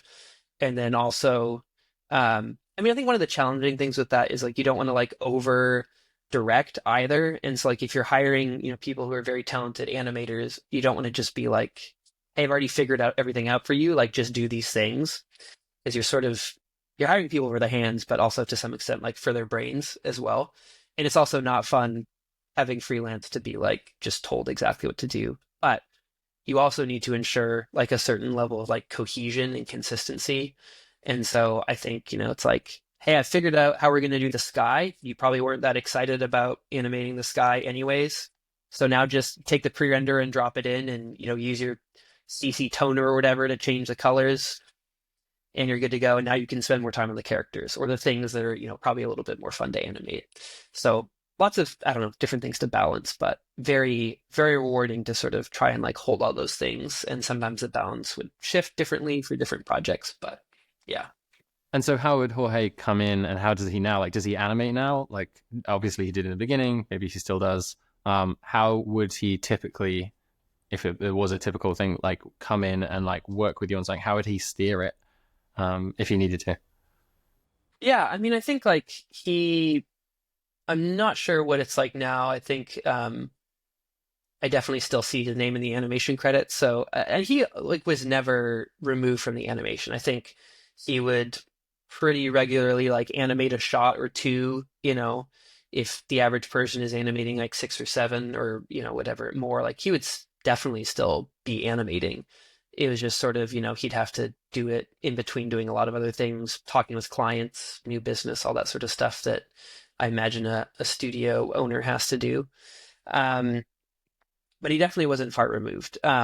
Even on, that piece I'm thinking of, the blessing and curse one, like he had to, there's a lot of like paint brush strokes and stuff, and he was like instrumental in help helping figure out kind of like some ways that we were going to go about doing that. Um, Even like I think at one point it made this like Photoshop action that would sort of like automatically brush some things, and worked with a guy named Josh Edwards to make like a 3D version of things for these like paintbrush worlds and stuff. So he's always like involved. I think just depending on the project, sometimes it was a little bit more high level. But I think, if I were him and I had kind of started out as an animator with like a love of like the detailed keyframing and stuff, I would always, it would be important to me to make sure that I never like fully left that behind, even if, the realities of having employees and a studio to run sort of meant, kind of like I was talking about with, I don't have a studio, I have a family. They're not employees, but that sort of like had to change, how I prioritize things. You're Like their employee, right? that's really, yeah, I work for them. Yeah, so I'm thankful to my employers for letting me do this. um, yeah, so yeah, it was never like, and we were all working mostly like in the same space. So if I needed something from Jorge, I could just go tap on the shoulder or Slack him to be like, hey, when you have a minute, can you, come look at this? And so I think the reality of like the physical space that most of us were in, and the nature of like how Jorge led, was that he was never like far removed from any of the work. But it also never felt like he was kind of like looking over our shoulders and, like always checking on our progress or stuff like that. We weren't being like hovered over. There's a side question I have there about like remote versus in person, and how you found that over the years. Are you remote now, or do you go in? So I do hybrid now. So I go in a couple days a week, Okay. and then work Have from you home ever a been couple days a purely week. Yeah. remote? In the early days of Ordinary Folk, I was mostly remote. I was partway through becoming a U.S. citizen, so I could move out of the country and have the option of moving back. So I would be, remote for a month or something, and But then you've go up mostly there for a been few weeks. in person with people over time. Yeah, in person or Yeah. hybrid. Yeah. Yeah. Okay. Interesting. Just a last little question or angle on that whole way of working back in Ordinary Focus. Like, Mhm. I've heard you talk about process or good process, and like you guys must have over the years, as you grew and like took on very different projects and very big ones and other ones, talked a lot about process, like Mhm. managing a team of animators and everything else. Like, what comes first? Do we do this? I don't know. Like, maybe you could talk a little bit about some distinctions that were made there in the company that are like particularly noteworthy that you've taken. Uh, um, Like in terms of process stuff. yeah, I mean that's a vague question in sort of Yeah, yeah, intentionally because it's like such a big area. I guess like when you think of good process, like what does that mean? yeah. I think, as with many things in life, there's like a balance to be struck between. I think especially creative process can be, you're not like an assembly line. And people have different ways of doing things, or especially like when you're working as freelancers a lot, like they have their own folder structure that they want to use in After Effects, or ways that they name things. And so I think on the one hand, you have to leave a certain amount of flexibility in place for, so you're not like being restrictive in your process. But then there also are things that like need to be clear so that you can work together as a team. Something I thought that was very helpful at Ordinary Folk was just like the expectation. This is probably standard, but the expectation that you would post like an update kind of on a daily basis. And I think that was really helpful because it sort of kept us on the same page. And we would do like most of that like just in Slack. We weren't using like Frame.io, and Slack didn't necessarily design for giving animation feedback, but I think it made it really easy for everyone to be like on the same page about things. And also, if you go off and animate on something by yourself for 2 weeks, you might come back with something really polished.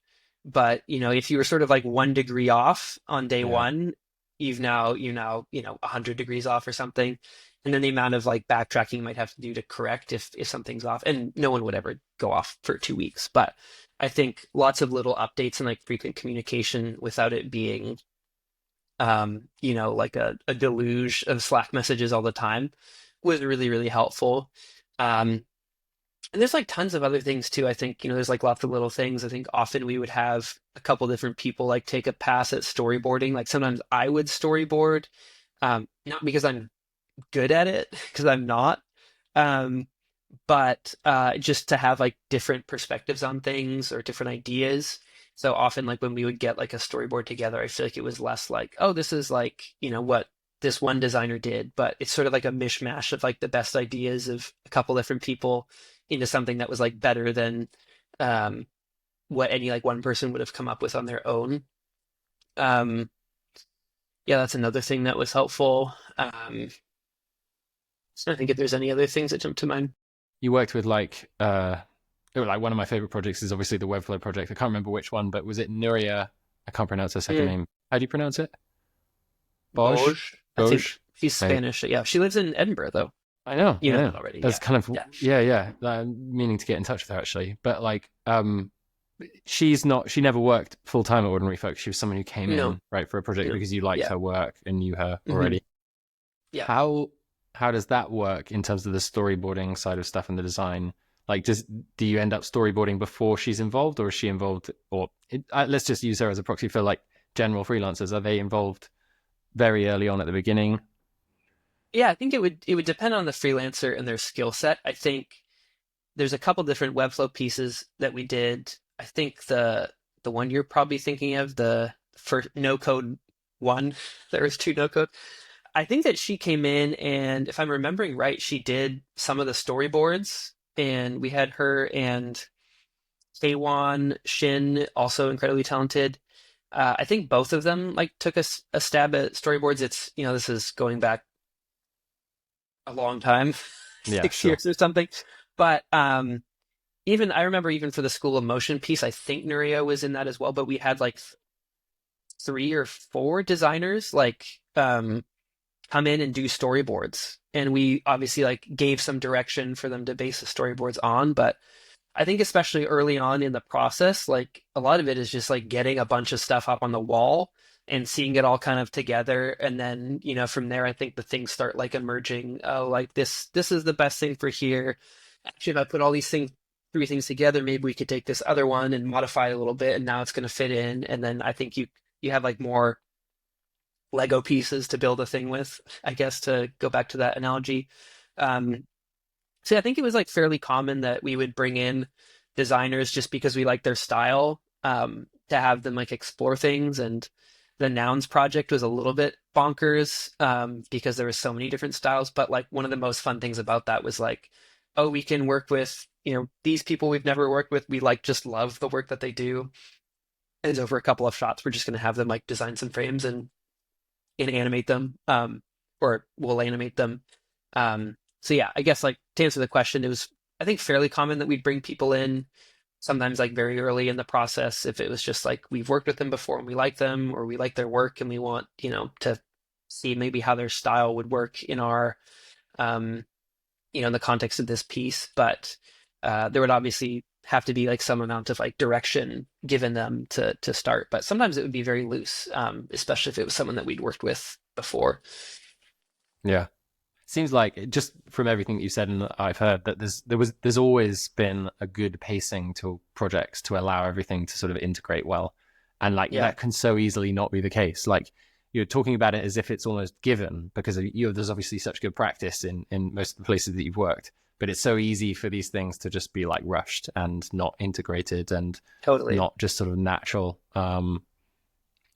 Like discovery, so it's great. Yeah, It's really nice to hear. It's a good reminder as well that things take their time, and you yeah, can't really rush these things. yeah. Even like the first Bible project shot I animated with Jorge, um, where I was coming from was sort of like an agency background and freelancing, where it's like you got to kind of like turn stuff around as fast as you can, or maybe the timelines don't have margin or whatever. But he was like, this shot is actually like really important, and I would love for you to take like at least, I don't remember, it was like 3 or 4 days, like really like take your time with this. And I was like, wait, what? Like I have time?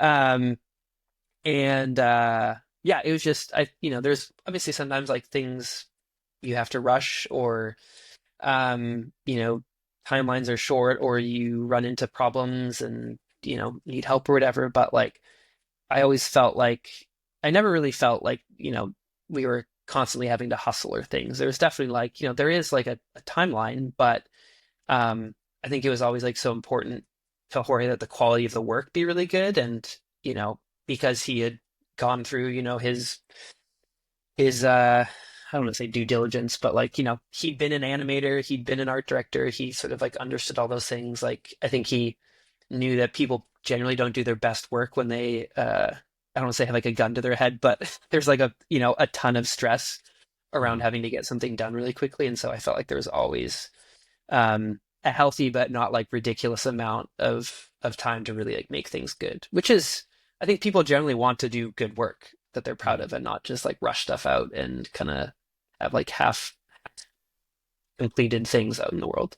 And if you set that with that expectation with clients at the outset, you attract that kind of work just going forward. It's such an easy thing to just get wrong with your own mindset, especially when you're young and you're starting out. Yeah. So like not realize that you are setting the boundaries yourself. It's not the client. You're saying what's okay and what's not. It's great that that's there from the outset. Cool. So I want to pivot a little bit, just mindful of the time that you have, and talk a little bit more about the more like the technical side of things, the rigging side of things, the tool side of stuff, and like of course leading towards Cavalry, which is I know something that you're exploring. I guess the first question would be like, yeah, you mentioned that you started using it or playing around with it at Ordinary Folk. I know there were like ordinary days you mentioned offline about Yeah, like they called days where you can like practice. No Ordinary Days. Yeah. Yeah.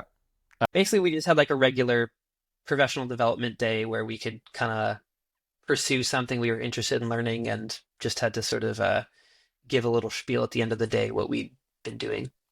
Yeah. And so, yeah, you started using it there. Is Ordinary Folk using it now? Did you use it in any projects? Yeah, I did. I was definitely, I mean, I spent a lot of time in it and got hooked, I think, fairly quickly. I did do like a couple little like learn cavalry sessions with the folks, which was fun. I think I hope some people caught the vision a little bit. There's definitely some things where it's like it's just so much makes so much more sense to do things in Cavalry than in After Effects. Um, I don't know if it's caught on since I've left, but I definitely used it on a couple things like bits of shots, or there was one project where I did I think a full shot in Cavalry. Um, so yeah, I'm not sure if it's still being used, but I I'm a big Cavalry evangelist, so I hope it caught on if it's helpful for them. Yeah. So I guess a good question to ask would be before we get onto like if you're using how you're using it and playing around with it now would be like, can you imagine any shots that you did do in After Effects in Ordinary Folk that you can imagine redoing in Cavalry now? Definitely. And maybe you can just There like was dive deep here for the motion designers and really yeah, like explain what you there remember. was a maybe it's 2020. There was a tech company video that we were doing for one of the big tech companies. And I have not been active on Twitter in a long time, but I think at one point I posted I could probably dig up a BTS GIF, but it was like, Well, Twitter is called X now, so that's how long oh you my haven't gosh, been. yeah, X No, formerly Twitter. everyone Yeah, still does it. It's fine. I'm actually delighted Have you heard of to Elon have Musk? forgotten. He's doing some things Oh, as well. yes. I'll teach you. Um, but basically, yeah, it was like a shot with, I don't remember how many dots. It was like a lot of dots, and they had to go from like very specific um like formation. So there's kind of like this like Fibonacci type circle into like Right. I don't remember, it was like a hotel type thing, a line of a face. There's like, yeah, a couple different things that I had to go through, and I animated the entire thing by hand. And they also there was like lines connecting them. So I used ShapeRig to do that. But I Fair think it was enough. like Like, yeah, that not the totally by line part hand. was easy, but it had, yeah, like different different dots were connected at different points. It was just like very complicated. And I think it took me several days. Um, and I mean, I will say, uh, I think the way it turned out was pretty cool, and it doesn't look like it was like animated with pastiche or one of those types of things where it's just sort of like you feed it three different things and it transitions in between them. And I think that is like a really important thing. And I know Jorge would probably agree with this as well. Is like I think it's really ideal when the animation is sort of like software agnostic in the sense that like you don't look at it and it's like, oh, yep, that was Newton, or there's like the Cinema 4D thing that they threw in the 2D. Like, I think again that's targeting towards like a very specific audience, but I think when all of a sudden it's like, oh yeah, well that part was clearly done in Cavalry or After Effects or whatever it was. I think that's something I try to avoid, and I know like Jorge would definitely agree with that as well. So yeah, I think like the end result of that was like was cool, but it was so much just like keyframing and once you get like hundreds of layers in After Effects, let's be real, sometimes tens of layers in After Effects, things like slow down pretty significantly.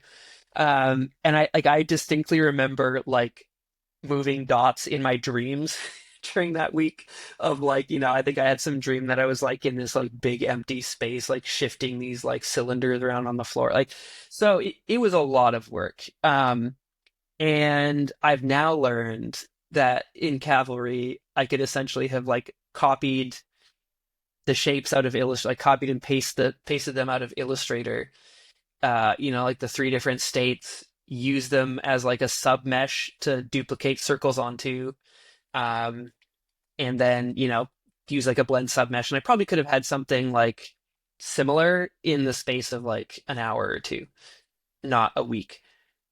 So there's things like that where it's like, yeah, there's for sure faster, like more efficient ways to go about that. I will say, I think it would be harder to like say, okay, I need to connect like these specific lines and get like exactly the same as the design. Or, I want like these. You could do these things. It would just like there would be some other things that you would have to go about. And I think there is, yeah, there's like a balance to be struck between like doing it in a quick way that like looks pretty good, but then going back to that whole 80/20 thing, like the last 20% of the quality is sometimes like 80% of the work. And so I think if you're sacrificing too much like manual control for the sake of like doing it quick, then it can be hard to like, I think that last 20% can be 90% of the work instead, because it can be a little bit harder to like do like very specific things.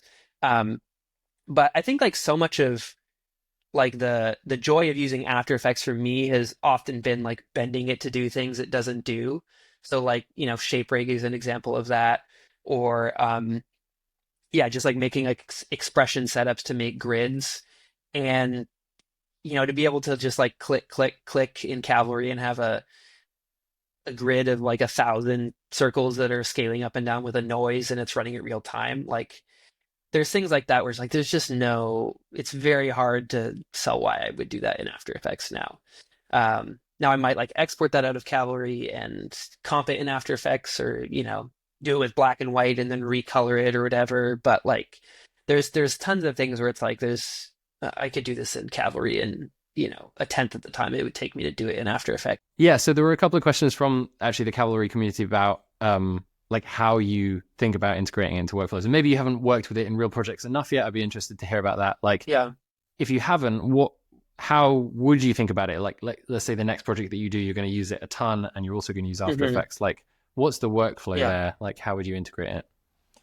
Yeah, I mean, I think I've been fairly deeply immersed in Cavalry for a couple years now, so I have used it fairly extensively in projects. As an art director, sometimes that would be like, it's going to be very quick for me to mock this up in Cavalry, and I'm just going to do a mock up, and then that gives you enough to do what you need to do in After Effects. Or there was one project at Ordinary Folk where someone was doing a shot in 3D, and it was just like a top-down view, so it didn't necessarily have to be 3D, but it was something where it's like it's going to be quicker for me to just mock this up in Cavalry, and then the mock up that I did ended up just like being the shot, because it was a lot easier to get like the specific type of movement that we needed. So yeah, I've used it fairly extensively on a lot of projects, and I think the common thread for me so far has been that it's not like a replacement for After Effects. I'm usually doing my final exports out of After Effects, but it's a way for me to do things very quickly that After Effects can't do, and then comp it back in or whatever. And some of that is like very messy, but I think sometimes kind of messy, hacky ways of doing things like do yield pretty cool results. So like one example of that was I worked on a freelance project last year. We had these sort of um, part of the concept was like showing, yeah, like a very like overwhelmed, sort of like overstimulated kind of thing for a bit, where we showed like lots of like screens swiping through things. The whole idea was that we need to like focus on. It was for like a missions conference, so it was like we focus on Jesus, but we don't get distracted by social media and all sorts of other things that are less important. And so Kevin, who's in the Cavalry community, he came in and helped like animate a ton of these like icons of things like moving. And then he was like, I'm just gonna throw these in like a smart folder and bring them in Cavalry, and I can make, waves of these. Or there was a shot I did where they had to kind of like follow like a little bit of like a 3D trail, but in the design they had like shadows that they were casting on everything. Um, and so I think I ended up like, using like a 3D deformer path duplicator type thing. So they actually kind of like did rotate along the path or whatever. And then I exported a pass that had like all those shapes had a drop shadow on them, that was like bright green, and then just, keyed it in After Effects to isolate that, and then added a textured shadow that we were doing. So it was like a little bit messy, but it was essentially like two things exported out of Cavalry, and it took, I did that whole little thing in like minutes, certainly not hours, um, and then was able to comp it in After Effects and get it to have like the specific look that I needed, or like generating random backgrounds of shapes where I animate a couple things like manually. I really believe in doing that in Cavalry of like, I'm not going to just like oscillate these things. Like I want to actually keyframe and have, like full control over how this moves. But I can make 100, I can put this in a duplicator and blah, blah, blah, make 100. Or if I want to like, use like a mask distribution or something to like make sure certain parts don't have shapes in them. And then I can hook up like the random seed to the dynamic index and make like 10 different versions of this background. And then, for 10 different shots, they're all like slightly different or whatever. So it's not like an obvious reuse. Um, Lately, I've been getting really into using Cavalry for like environmental stuff. So like leaves or grass. And again, like a common thing I'll keep coming back to here is like using keyframes and not relying on like all the motion like being 100% procedural, but like for a shot, or a couple shots that on a project I'm working on now at work, there's like grass sort of in the foreground, and it's like, okay, I can take a basic line, I'll add a taper to it, I'll make a linear duplicator, I'm going to keyframe it moving so it feels like animated. This is like, human movement here. But then I can stagger it from left to right. So it's sort of, it's time offset in a way that would be like semi-realistic, but I can randomize that a little bit. I can randomize how long the blades are, how wide they are, how the taper is, and then again, like hook it up to the dynamic render and make 10 different copies of this, or for something that's like, it's getting blurred or whatever. So it's not actually that important to have different, or make it long enough that you can just like slide it around. But things like that, where like it would be, you could do that in After Effects, but the amount of like setup time it would take to do it with like expressions, whereas like I can just do that super quick in Cavalry, export it, bring it in, bend it however I need to. Um, like it's been a really cool way of adding like lots of detail without necessarily having to add like crazy amounts of hours of extra work. Or now I have a grass rig, and so I can actually just like draw a curve if I wanted to go over a hill. And one of my favorite, it's such a simple feature of Cavalry, but being able to copy and paste screenshots directly in is, like if you hit like the Control Command Shift 4 on Mac, you can just paste it right in. So it's like I'll just take a screenshot of my After Effects comp and paste it in, make it a guide layer, draw the hill or whatever, export. Like it's so quick to be able to do stuff like that. Um, So yeah, I'm getting a little bit nerd excited now. But I think That's like one of great. the analogies I use is like a hammer is a very versatile tool. You can do a lot of things with a hammer, and sometimes it's cool to use a hammer to do things it's not really meant to do. But you know, if I needed to like cut a 2x4 in half, at the end of the day, like if I did that with a hammer, it would be a little bit of like, why did you do that? That's like not really what it's for. Greg, are you okay? Like, yeah, you could, but it's not like, you know, hey guys, look, I did this like thing with a hammer that is really not supposed to do. So I think there's, After Effects is great for compositing. I know Nuke is better or whatever, but like I think I've noticed, in Cavalry, if I start importing a lot of stuff like out of Photoshop, it slows down. But Cavalry is really great for things like where I need a lot of stuff, and that really slows After Effects down. So I think like at least in my workflow currently, when I run into things like that, where it'd be like, man, it'd be really cool to have a flock of birds or whatever, and maybe I can hand animate it, or someone I'm working with can like cell animate it. But then in Cavalry, I can take like 3 or 4 of those and make a huge flock of them that all are like slightly different time offset, all that sort of stuff. Like I'm not going to do that in After Effects. That's going to Mhm. take way too long, and it's not going to be like cool that I did it in After Effects when I could have done it, in a lot less And time. the files that you bring over, are they PNG sequences or like, or do you render in a different format? Like, Yeah, I'm often doing just like quick times with alpha, or exporting in black and white and then recoloring in After Effects or whatever. Or yeah, like kind of like I mentioned, exporting with like ugly colors so I can key them more easily, and or I'll sometimes like set up little like kind of like a render pass system where I'll like assign the visibility of like different groups to like an array, and then just hook that into the dynamic index with like a string generator so that I want to it'll ask just about something. automatically. You told me about this project. Can see where you're going, I think maybe, but like Yeah, I want to dive into that because there was another question about data-driven workflows. But I just yeah, have a funny reflection that, like, you said, like, oh, maybe it's a bit messy or whatever, like, as if like there's an ideal way of getting from one program to the other. And yeah, I know exactly what you mean. And yet also I've been trying to remind myself recently, and I'm feeling better about moving between tools. Like, the example I always give is like with writing. I remember when I was younger and like using computers more. I was always like, yeah, but I'm moving between these two tools to like do the same thing, or like that one's better at this and that one's. And I used to be frustrated at that. But like what I do now, like for example, writing, I might start, excuse me, in like I don't know, ChatGPT or whatever for like brainstorming or researching.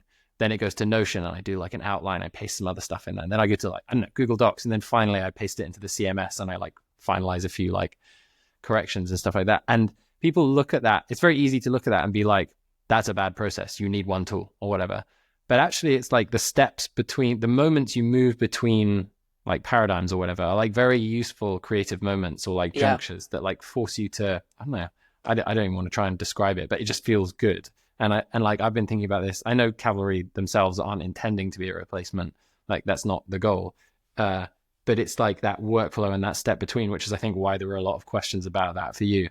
Um, Adam Pluff, who came on a while ago, he said this really profound thing. He was like, "Is my purpose?" He said something like, I'll paraphrase, is like, "Is my purpose in life just to create a layer connector for all the different tools or something like that?" And this, like, actually, that might be like one of the main reasons for Battle Axe. And like, I can't wait till he tackles Cavalry and like we have Yeah, some kind of like Anubis type kind of really. button then, which just like Yeah. is in there. I mean, you can approximate it. Like at the moment, I do it with Pro IO from I think it's Hyperbrew or whatever. So you just like Mhm. export and then you have a watch folder and stuff. But anyway, Oh, sure. um, I mean, I've gone as far as to, like there's one shot on a project I did, Ordinary Folk, where it was like um we had like some text moving from one side of the screen to the other. There was a bunch of like shapes that needed to all be pointing at the text. Again, like I could do that with expressions in After Effects. I could do it much faster, and again, using that whole like paste the SVG out of Illustrator and get a submesh. So it's like the exact design in Cavalry in a tenth of the time.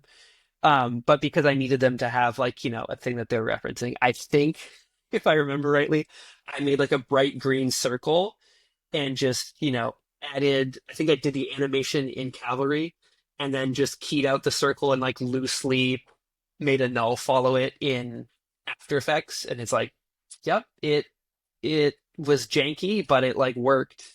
And until there's a way to kind of like one click, like port your keyframes from Cavalry to After Effects, which I think that would be really, I mean, I'll let Adam figure that out. But because like the layer space is different and the easing is like percentage based in After Effects and like value based in Cavalry, I imagine it would be pretty complicated, but not something I have to figure out.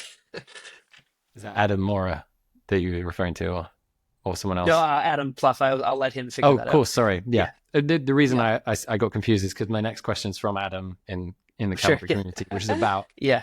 dynamic rendering in your workflow. And like offline, you talked to me about some kind of like crazy setup that was really, really powerful for your Yeah. workflow with Google Sheets and things like that. So I'd love to just like do a deep dive on that with the time that you have left. Yeah, sure. Yeah, I think so. The first project that I used Cavalry on, like kind of in a non like experimental capacity, was a curriculum, and I used it because going into it, I knew, I'm basically going to be I'm being brought on to do like text graphics, and there's going to be, I don't know, like 35 or 45 minutes worth of these things and hundreds of things. And I like creating systems. And I know Cavalry has this like Google Sheet integration thing that I've heard of, and I want to get better at Cavalry. And also, I think this is going to be a nightmare in After Effects. Um, and I'm sure it would have been. And so I had like never used it on a like paid project before, but um, yeah, I think every time I was like, huh, I wonder if it would be possible if like blank. Um, Cavalry came through, and it was like totally possible. So the Have you producer ever that just incidentally? Have uh, you ever looked at Data Clay or like and their products? no, I've heard of it. And I don't know enough to know if it would have been able to do Right. what Yeah. Yeah. I Cool. did. But I know there's like solutions like that for After Effects. But essentially there was like 36 different like videos in this lesson, and every text asset had this sort of naming convention where it was like, lesson one dash video one dash whatever. Um, and based on like the amount of text that was on screen, we sort of estimated, I don't know, like a second per word or some sort of like there's some sort of math that sort of dictated, okay, like this one's really long, so this needs to be, a minute render.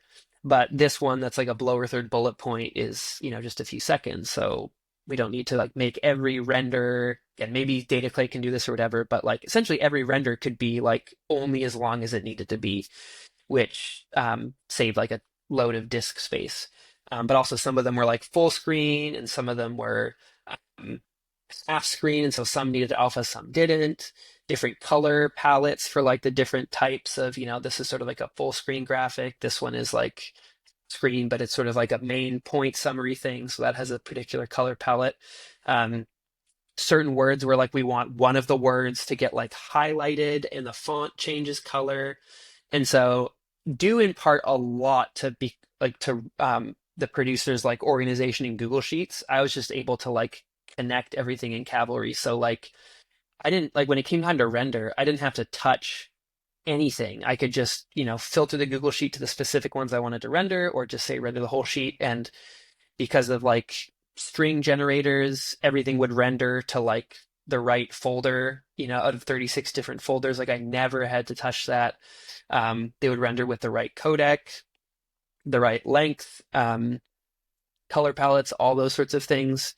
And again, I'm sure that would have been possible in After Effects, but the payoff was like shortly before like the ship date, the client wanted to make all the lower thirds like twice as big.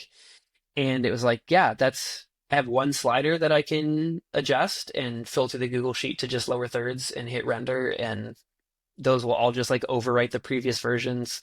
And that was like 10 minutes, whereas like, again, I just don't know the ways of doing that in After Effects. But so yeah, it was like, and then, there's all these other like little layers of detail, like, I hand animated some circles to be, background elements, but those were generated with like a random distribution. So every single asset of like hundreds of assets had like a unique background. And they never, intersected with like the text because Actually, now they've added like a sample time feature for bounding boxes, which wasn't there before, but because that was like, well, this is so nerdy, but essentially, like if you're using a bounding box or whatever, like a mask to like knock out particles, if the size of the mask is changing, then you might get particles like appearing and disappearing as the text is animating in. So I had to have like a separate like non-animated copy of the text to avoid that, but now that wouldn't be an issue. Um, yeah, it was just like it was like crazy. There were like a couple of these like client changes that came back, like, oh, we want to add like quotation marks like around like these types of quotes, and it's like, okay, I'm just going to add like one line of code in my little JavaScript utility and add another tab to the Google Sheet and filter to just those, and like I will have that 150, you know, set of renders rendered in a few minutes, and then it'll just like update in everyone's like Premiere timelines or whatever. Um, so I think that was like really what got me hooked. And there's a ton of like time on that project that was just like me learning Cavalry, but to be able to like dynamically change the render length and the asset name and like the output folder and all that sort of stuff, like just automatically was bonkers. And then because of that, I ended up like adding this other thing where before each like lesson, we'd have like the title of the curriculum come in, and then the title of like the kind of like overarching lesson and like the different videos, and it would dynamically like sort of scale up and color like the word of the lesson that you were on. And then there was like sort of like a tab system of like moving through the different lessons along the bottom too that would change. And it was like, yeah, 36 different like little intros that were driven out of one little comp in Cavalry. And it was just like so quick to be able to set up like once I got the hang of it, and turn it around. And I've since like done a bunch more of that kind of work, and it's very mind blowing for people. I have to be careful for clients to not be like, oh yeah, that'll take me 5 minutes, because I don't want to charge for 5 minutes Give of me work. more. Yeah. But like I had some conference visuals I was doing, and the client like approached me and was like, hey, like I would love to like have some like quotes up on the screen. Um, and I was like, yeah, send me a Google sheet with the quotes and the names of the people who said them. And like within a couple hours, I had like 100 or something, animated, exported, turned around. And so to be able to like kind of pivot with that like speed as like a one person team sometimes is pretty crazy. Yeah. Um, just wrapping up now, like what was your approach to when Remco asked this? What was your approach to learning Cavalry in the beginning? Did you just dive in, or you mentioned some Cavalry learning sessions? I don't actually know what those were. Um, Yeah. So I think there's a growing amount of like cavalry content out there. When I was first learning, there was like a Domestica course that Kyle Daly yeah. did, which I went through. I think even at that point, the course was slightly outdated already because cavalry is like evolving pretty quickly. Um, An I mean, eternal I think problem with software tutorials. Like yeah. it's my life at Glide. Oh my gosh, but I feel like After Effects is still. There was a joke for a while where Right. it's like all we want is like real time rendering, and you're giving us like character animator updates, like all these like sort of tone deaf. But Cavalry, I feel like I think there's like one of the great things about it being made by such a small team, Yeah. and like they're present in the Discord is like you can ask for things and they actually like engage and weigh those things in. Um, but I mean, the way I learned After Effects was just like looking at cool stuff and figuring out like how is that made. And so I think I had a fairly similar approach with Cavalry, was just like first like how do I. It was actually a little bit more challenging than learning After Effects because I was coming in with a bunch of like After Effects knowledge and sort of like a preconceived idea of like this is how the graph editor should work, or this is how I'm used to doing this thing. Like I mean, it didn't take super long to get over like the whole like reverse pick whipping thing of in After Effects I'm like pick whipping to grab a value and bring it here, and in Cavalry I'm like exporting the value or whatever. Um, but I think it was really helpful to have like whole days of time and not just like 10 minutes here, 10 minutes there, to just like spend the whole day messing around. And I think the Domestica course was like a helpful starting point to kind of give me a familiarity with like, oh, there's like image smart folders, there's dynamic rendering, there's custom shapes, there's all these sorts of things. But a lot of it was just like playing around with it. And then I think sometimes like just making the uncomfortable decision of like, I'm going to do this in the software I'm slightly less comfortable in because I want to learn the software. Did you And use scenery at all or look at any scenes by other creators? yeah, I think I don't remember when Scenery came out. I think that it came out after I started learning Cavalry. There's definitely like I think as I was learning, I've uploaded one thing to Scenery, and I think that was maybe around the same time. But there's definitely some things that um I would I would snipe out of Scenery and take a little bit of a look through. Yeah, I think the hard thing, and I kind of alluded to this, is like I think that as there's a higher saturation of Cavalry users, I think there's like a sort of like look that entices people to learn it, which is like something with like tons of shapes in it, oftentimes, which is nothing wrong with that. But I think I want to be conscious of like again that whole like software agnostic thing of like I want to make stuff that doesn't necessarily just like jump out as like oh it's like here's a bunch of little rectangles that are like moving around in a noise pattern. You know, it's like, yeah, you could do that in After Effects, but it's probably Cavalry. And so I think it is like helpful for me to poke through other people's files, but I'm also like, it's really important for me to just like figure out my own way of doing things that, you know, works with like a lot of the work I do now at my full-time job is not, you know, like vector things with a lot of shapes. So it's like figuring out okay, maybe import like a Photoshop brush of this and then make, you know, some kind of cool background in Cavalry with a duplicator and varying the opacity and all those other sorts of things. Um, and I mean, there was one file on Scenery that I had to poke through. It was Hannah Banana or something. She made this like jewel type, like diamond type rotating thing. And like that was like one of the things where I was like, hmm, that's like crazy. That's crazy awesome. And um yeah, just like poking through that. And this is like such a clever, like not necessarily how I would have thought of making something in Cavalry, but like, you know, using duplicators and 3D meshes to like rotate things in sort of 3D space, but then connecting all the different points between the different duplicators. It was like that's bonkers. So I for sure will like download things every once in a while, but I think sometimes like I'm trying to push the way that I use Cavalry to not necessarily look like how everybody else uses Cavalry, if that makes sense. I'm not trying to knock making things that have tons of vector shapes in them, but yeah, I like aiming to like keep the work that I do sort of not necessarily like jumping out as like the 3D. There's like one 3D thing in a mix of 2D things, or there's like this one Cavalry thing. Like one other, this is, yeah, I don't know how long I'm going here, but one other example of sort of like a kind of janky round trip was like there was a project at Ordinary Folk. We were doing some like event visuals, and there was sort of this like ocean of like noisy kind of like lines that had to move in a pattern. And um, so I animated like a fractal noise map in After Effects to then like bring into Cavalry as like what do they call like an image samplers.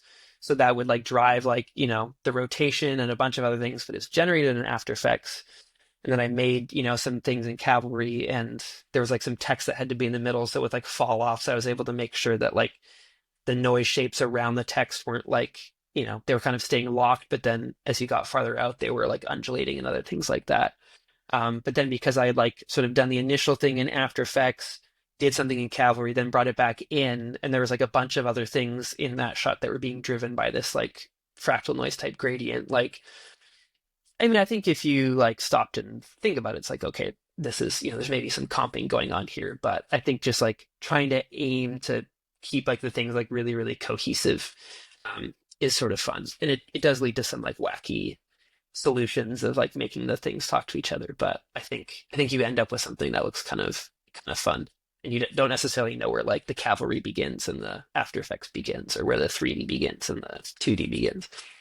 So to close, I kind of have a bit of a potentially pothead question about, I guess, what's possible in motion design. Like you've worked it across 3D, Cavalry, 2D, After Effects, a whole load of different workflows and styles and projects. Have you ever got to the point where you're like trying to do something and you're like, that's not possible? Or does that not really happen? Is that like maybe there's a flaw in that question somewhere, but Yeah, and I guess that in that question is like, how do you think about tools and the future of tools, and is there anything lacking across all of them that you need more of occasionally? yeah, that's a big question. I mean, I think I don't know that I've ever. I'm sure there's things that aren't possible. I think that there's like, if I mean, if all I know is After Effects, then that is limiting because there's certain things that After Effects can't do. If all I know is Cavalry, there's, certain things that Cavalry can't do. Um, but I think between, if it's something that's like impossible to do in After Effects, there's probably another way to do it. Maybe it means you frame by frame, and that's not like a strength of mine. But um, I think that like part of the whole joy of like motion design animation is like those like you run into a wall and it's like, okay, maybe I can't do this in After Effects. Can I do this elsewhere? Or maybe I can't do this natively in After Effects, but like expressions or whatever. That was how like the whole like shape rig thing that I made was born, was like I really want to be able to like control paths. It's just like a huge pain to try to remove nulls, with the built-in way of doing things. Um, and so I think it's just like, yeah, well, sometimes it can be sort of depressing if you run into something that's like really difficult. But I think more often not than not for me, because I think what got me into motion design in the first place was like the joy of problem solving and like, oh, I can change the time on this clock in this shot after the fact by tracking it on and, whatever. Like, um, I think more often than not when I run into things like that, it's like ooh, how can I get around this? Either, whether it's some weird way of doing it in After Effects or comping something 3D or Cavalry in.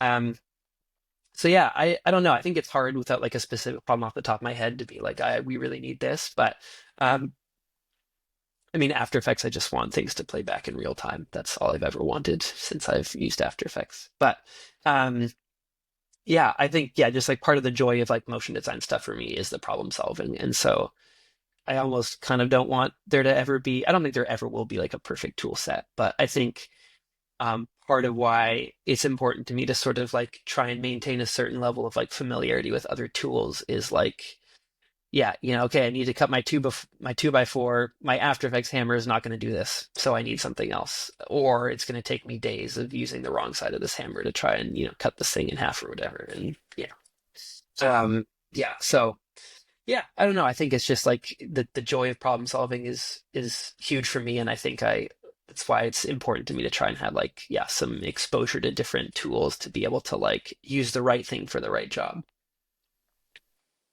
Nice. Thanks, Greg, so much. It's a true honor to speak with you. I really appreciate it. I love this set of topics we touched on, and we could speak for longer, obviously, but Yeah. yeah, thanks so much for your Yeah. time. Yeah, no problem.